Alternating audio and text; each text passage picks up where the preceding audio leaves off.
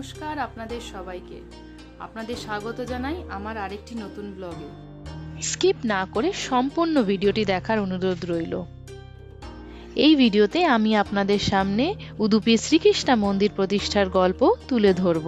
এই মন্দির প্রতিষ্ঠার পেছনে এক চমৎকার কাহিনী রয়েছে, যা এই মন্দিরের আধ্যাত্মিক ও ঐতিহাসিক গুরুত্বকে তুলে ধরে। তো শুরু করা যাক আজকের ভিডিওটা।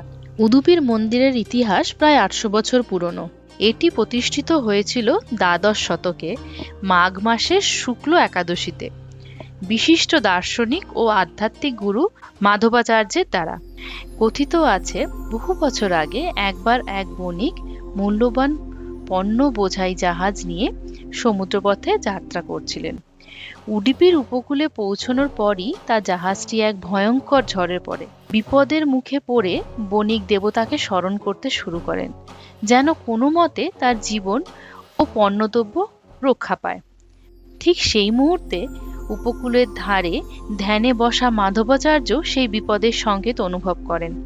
তার আধ্যাত্মিক শক্তি দিয়ে তিনি সমুদ্রের রোষ প্রশমিত করেন এবং বণিকের জাহাজটিকে নিরাপদে তীরে পৌঁছতে সাহায্য করেন। বণিক তার জীবন রক্ষা পাওয়ায় অত্যন্ত কৃতজ্ঞ হয়ে মাধবাচার্যর কাছে যান এবং তাকে কি উপহার দিতে পারেন তা জানতে চান। মাধবাচার্য কোনো মূল্যবান ধনসম্পদ নিতে চাননি, বরং তিনি বণিকের জাহাজের ওজন ঠিক রাখতে ব্যবহৃত কিছু গোপী চন্দন চেয়েছিলেন। বণিক অত্যন্ত আনন্দিত হয় এবং মাধবাচার্যকে গোপী চন্দনের একটি খণ্ড প্রদান করেন।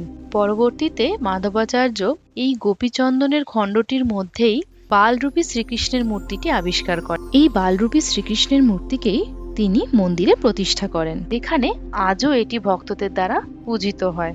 কেমন লাগলো আপনাদের এই উদুপি শ্রীকৃষ্ণ মন্দিরের গল্প? আমাকে কমেন্টে জানাবেন। এই মন্দিরের আরেকটি গল্প রয়েছে, যা আমি আপনাদের শোনাবো নেক্সট ভিডিও। আজকের মতো ভিডিওটা এখানেই শেষ করছি। দেখা হচ্ছে আবার পরবর্তী ভিডিওতে। ভালো থাকবেন, সুস্থ থাকবেন। ধন্যবাদ।